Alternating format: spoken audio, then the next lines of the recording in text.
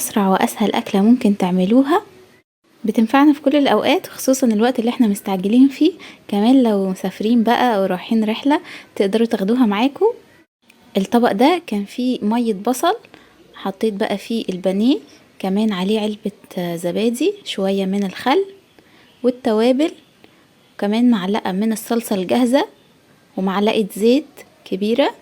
التوابل بقى فلفل اسود والملح وبابريكا وبهارات فراخ.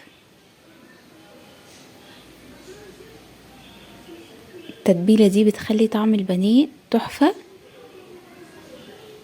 كمان هنعمل كفر بقى متماسك كده عشان ما يفكش مننا. قلب بقى كل ده مع بعض،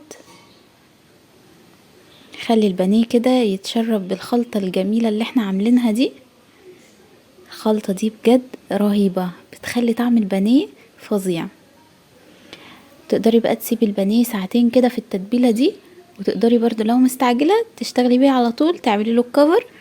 بس اهم حاجة ان احنا نعمل الكفر ونشيله في التلاجة شوية عشان الكفر ما يفكش مننا في الزيت. معايا بقى في الطبق ده بقسماط ناعم وفيجيتار، بس كمية الفيجيتار اكتر من كمية البقسماط، عشان البقسماط بيغمق لون البانيه شوية، الفيجيتار هيخليه معانا لونه فاتح، واحنا عايزين لونه كده يبقى ذهبي وجميل. اول حاجة بقى انا خدت قطعة البانيه كده من التتبيلة، اديتها تقليبة الاول في البقسماط والفيجيتار، بعد كده هنزلها في طبق فيه لبن، كمان تقدري تحطي مع اللبن ده بيضة لو متوفرة، وهنرجعها على البقسماط والفيجيتار تاني ونضغط عليها واحنا بنعملها عشان تبقى طبقة الكفر سميكة كده ومتماسكة.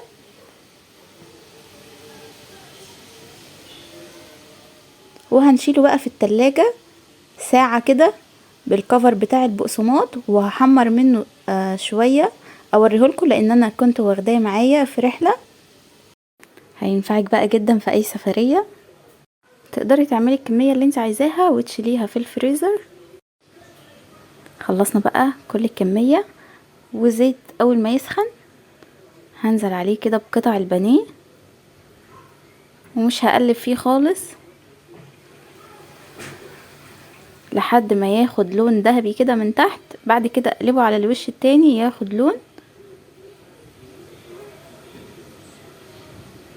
بصوا بقى الفيجيتار بيديله لون ذهبي جميل جدا. انا كده حمرته قبل ما اشيله في التلاجة شوية، يعني انا خلصت الكفر وحمرته على طول. بصوا الكفر برضو متماسك ازاي، بس الافضل ان احنا نشيله في التلاجة ساعة قبل ما نحمره.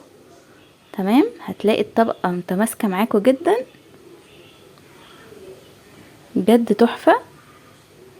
عايزة اقول لكم التتبيلة والكفر مع البانيه طعمهم خطير. اللون بقى الذهبي الجميل ده من الفيجيتار، البقسماط بيخليه يغمق شوية، بس لازم نحط معاه بقسماط لان الفيجيتار لوحده مش هيخليه يتماسك قوي.